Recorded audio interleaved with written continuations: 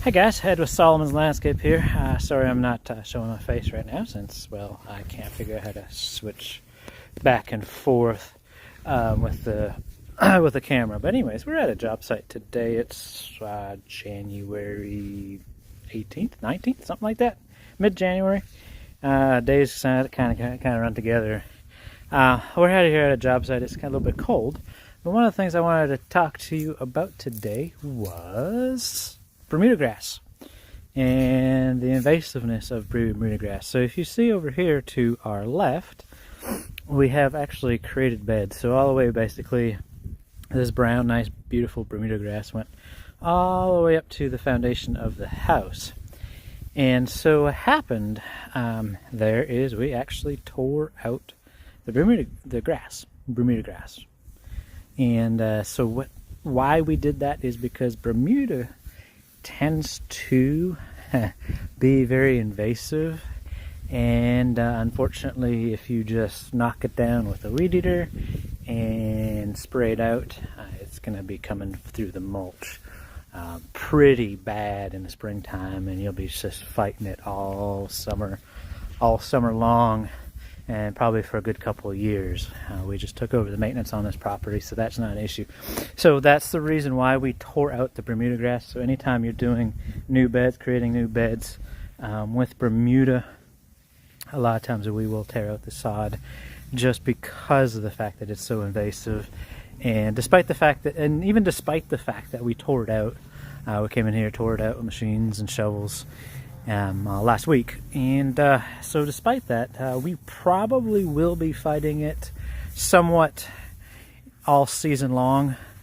It just won't be nearly as bad as if we just cut it and sprayed it. We'd be fighting it a whole lot more. So we will still get Bermuda coming through.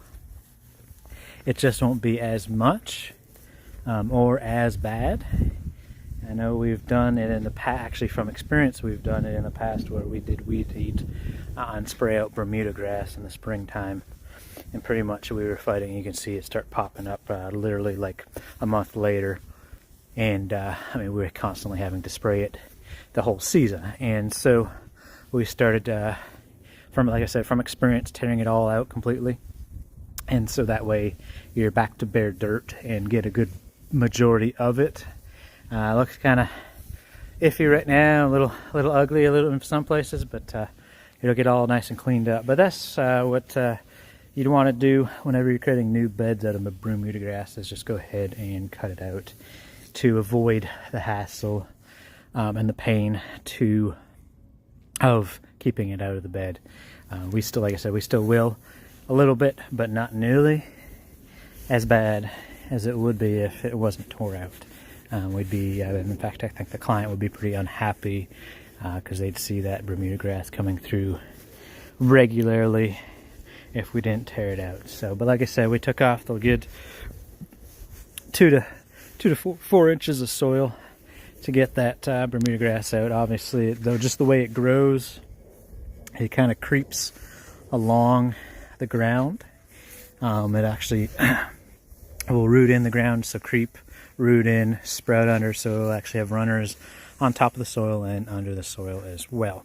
And so that's why it's so hard to get rid of, and such a pain in the butt in our beds, just because of the nature of Bermuda grass.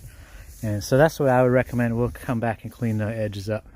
But essentially, if you're creating beds where there is Bermuda grass, go ahead and take the time, spend the little extra time to tear it out, just because it will come back with a vengeance if you don't. And like I said, even when you do, it still will. Not to the extent that it would, although it would if you did not. So just take that quick advice from experience, actually, like I said. And so, you know, here in the South, you got Bermuda grass, you're creating new beds, I take the time to go ahead and cut out the sod. Thank you very much. That's Ed with Solomon's Landscape, and hope you have a great day.